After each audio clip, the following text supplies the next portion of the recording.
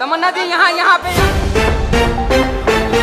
दोस्तों बवाल हो गया। जी हाँ दोस्तों, पावर स्टार पवन सिंह इस लड़की को जो स्क्रीन पर देख रहे हैं यह है तमन्ना भाटिया और हो गई है पावर स्टार पवन सिंह की नेक्स्ट गर्लफ्रेंड।